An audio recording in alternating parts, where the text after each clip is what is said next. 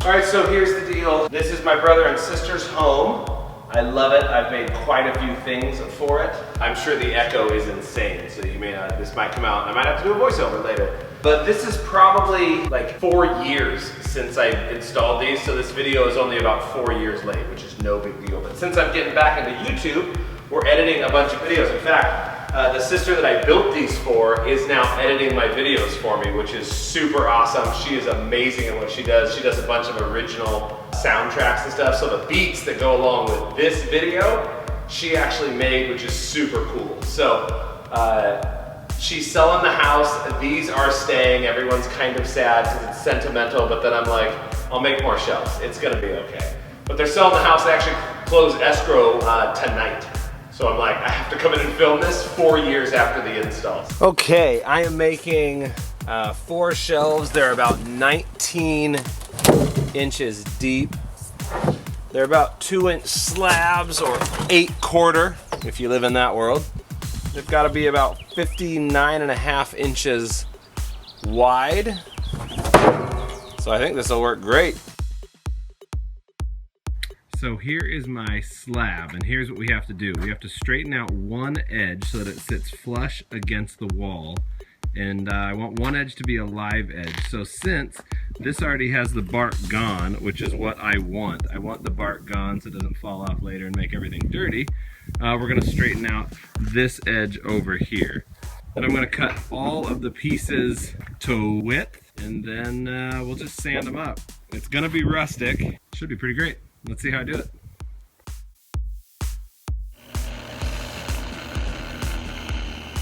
Just dawned on me, all I really have to do is build a longer sled. Yeah, it just dawned on me. Move the extension cord so you don't cut that. Yeah, I've done it. What of it? I can just clean that up with a block plane. So I need mine at 56.25 inches. So I just make that mark. And because I'm neurotic, you don't need to do this when you have a straight edge. But I just want to make sure everything's right. Not that I ever make mistakes. Now it's a big slab, but works perfect. That side I can clean up no problem anyway. Huh? You like it? Here, I'll show it to you. Woo, it's pretty. Wait till I sand it. It's gorgeous. I love Redwood. All right, guys, so here's what happened. Here's the mistake I made, and here's how we're gonna try and fix it. Well, the first board I cut is 19 inches. That's all fine. This one got a lot wider, and I wasn't thinking. I cut them to the exact length right away, which was the mistake. Because see here, right at this end, it's 19 inches exactly. At this end, over here, it's 24 inches. So I thought, well, why don't I just rip the back off, make it to size, it'll be fine. Well, these angles obviously aren't 90, and to fit into a space, the cubby itself is shaped like this, and this is where the live edge shelf is gonna be. So the problem is, these would be at an angle and they wouldn't fit in. So instead, I wanna strike a line on this edge, making these angles still at a 90. And what I'm gonna do is I'm gonna fake a live edge myself. I'll show you how to do that. It's actually not that hard. Do it with a jigsaw angled slightly and then a brush, a wire wheel to give it a look. Let's see if we can do it. Maybe we can't.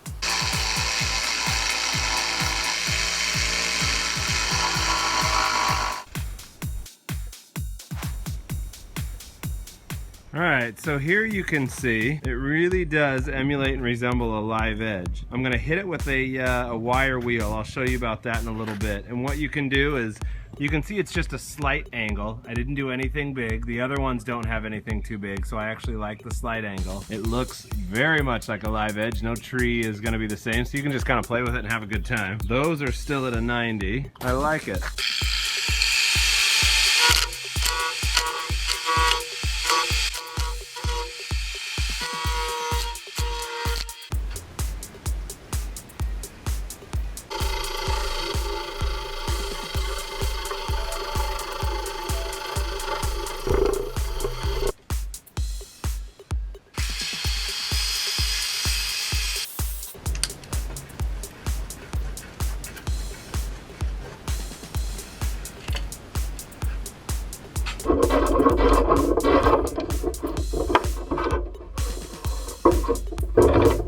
quick tip that I thought of while I'm milling these boards. This is right off of a chainsaw mill, so the surface is incredibly rough. One thing I like to do before sanding it is take a power planer to it and just skim over the top of it. I'm at about 128 of an inch. You can see I'm between 1/64 and 0. Real thin, I take 1 to 2 passes just to clean up the top, and here's what it looks like.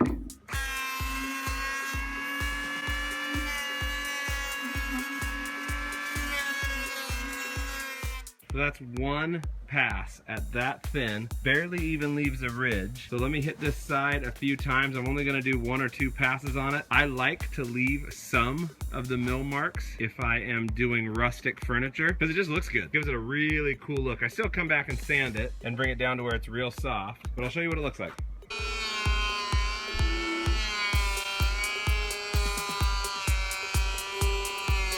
So once milled up, the stock is absolutely gorgeous. It has a slight figure to it. That was just from the planer. I did both sides. First side I did to get it dimensionally correct. I wanted to thin it down a little bit. Second side I did it just to smooth it out. But that took all of about 30, maybe 60 seconds just to do both sides. Do it to the rest of these. Just clean them up. Then we'll start the most fun part out of everything, which is sanding. It's my favorite part. I can't wait to get to sanding. Before I bring you inside, I'm gonna bring the lumber in. I'm actually gonna do the rest of the work inside. I wanted to show you the aftermath and the carnage that takes place when you plane a board. I maybe dropped 1/4 of an inch off that board. That's it. And here is the craziness that ensues. So cleanup is a lot. It's no fun, but it's worth it. One of the best investments I ever made is upgrading from the DeWalt 5-inch random orbit sander to this Bosch. After using the DeWalt for about 5 or 10 minutes, my hand would get totally numb. And honestly, one time I sanded for so long that my whole arm up to my shoulder was numb, and I got kind of freaked out because I thought I did some permanent nerve damage. It tingled for about 2 days. So after that, I upgraded to this thing, the Bosch 6-inch. It actually has a 5-inch insert that goes in place of the 6-inch, which I've never used. I don't even know why I bought it, because it's pretty pointless. I always use the 6. It covers a lot more area. In just an inch, you'd be surprised how much more area it covers. And so now we're gonna sand down this board, and you'll see that we actually saved a lot of time in milling it a little bit with the electric hand planer. So I like to leave, like I think I said before, a lot of these chainsaw mill marks because I like it to look rustic. I'm gonna smooth them out, but you'll see a close-up shot of how quick it takes this thing down. And again, because we use the electric hand planer, all we have to do is remove a couple of the edges that it left, and we're good to go. So let's get started.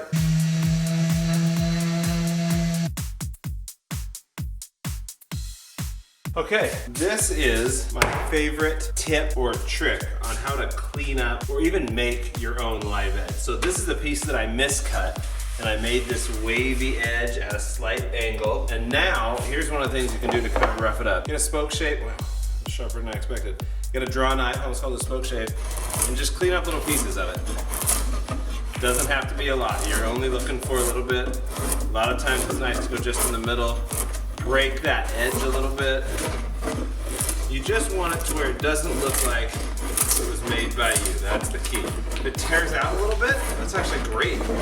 That's what wood does in nature. It's got funky marks, it's got weird grooves. So you just keep it going.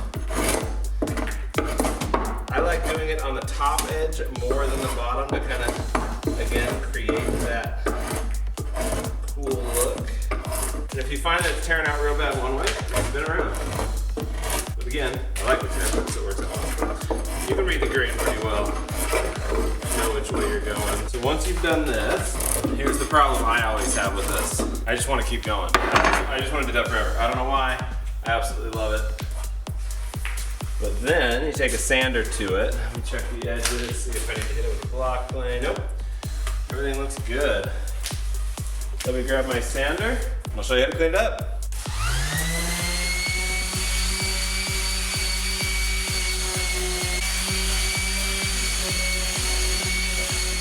Now, if you do a good job and you're real thorough with the 60 grit, and then really just kind of take a second with the 100 grit. The last, the 150, and even the 100 goes really, really fast. You barely have to take any time at all, because once you get all those ridges out, then all you're really doing is smoothing it out.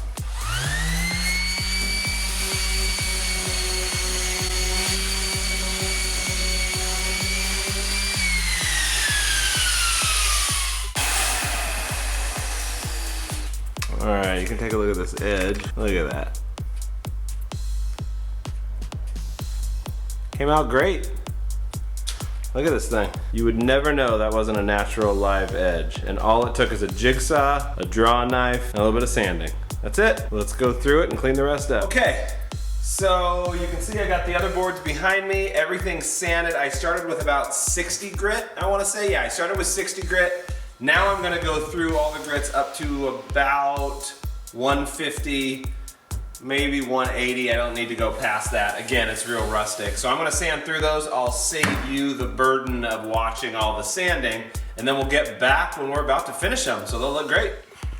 Here is my outfeed table to my table saw, but what I've done here is actually mounted a 4-foot wide roll of craft paper onto it. So it's also my finishing station. So all I have to do is take this, roll it all the way out, and now it's my finishing station.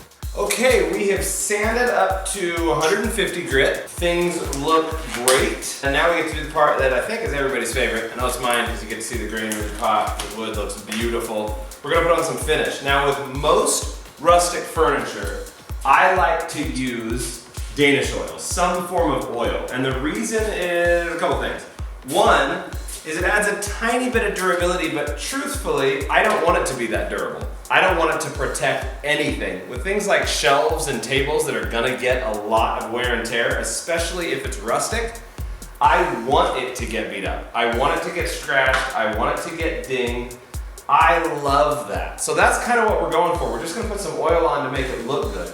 On top of that, it's a lot easier for the client to upkeep. I mean, really, all they have to do later is throw on some more oil. They can touch sand it if they want, but truthfully, you don't have to. You can just throw on more oil at any point. You can tell your clients just run to the store, grab some Danish oil from one of the big box stores and get it done that way. Now, a little tip, man, this is gorgeous. I absolutely love Redwood. I think it's beautiful.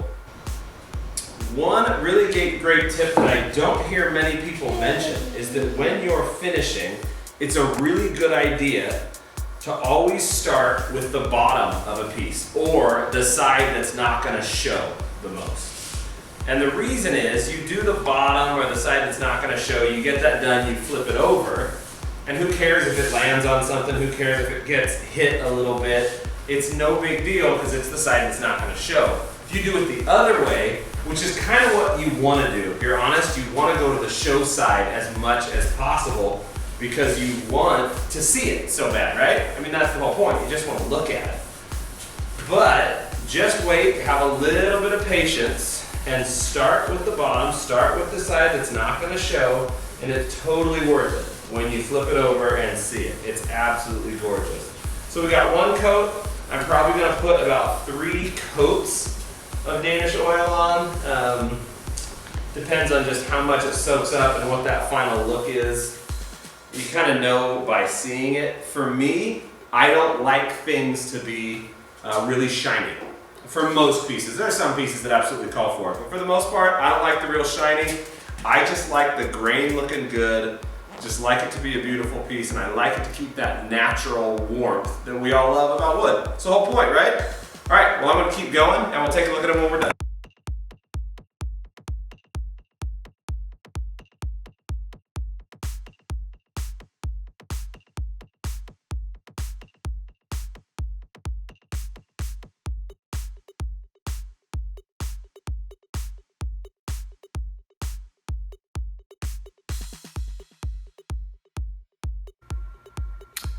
All right, here we have all the slabs. It's 1 coat of Danish oil, so it's not a lot, but you can see just that 1 coat, how much figure it brought out. You can see when you look some of the mill marks that we left in there. It adds a cool look to it. Nice and rustic. I'm gonna flip them over, do the other side, and then we'll go ahead and install them. We'll give them a few days to cure. All right guys, here is the final product. I made this desk also, which I love this desk. But these are the shelves. Look at these. I love them. They came out great, really simple, just 3 cleats around the outside. I think you could probably make the cleats smaller, but they don't take away from it at all. I'll do a couple more close-up shots, but these things are beautiful. I hope you learned a little something from the video. Live edge stuff is not really that hard to do. The hardest part about this was making sure they fit inside, because even though it's kind of new construction, there's not a straight wall that's ever been built in California, because we use stick frame and drywall, and everything just bends and moves. And so the gap in the back and the front are like a 1/4 inch difference. And so you just have to finesse your way in. But I love the way these things turned out. Built-in shelves like this just make a space. It's so cool. So you see it when you first walk in. I got the desk over here on this side. It is an awesome little office. So I love it. Hope you guys enjoyed it. Click subscribe and like and the bell icon and other things with comments, and do the things that you're supposed to do on YouTube. I barely even know what those are anymore because they changed. But anyway, thanks for watching. Hope to see you next time.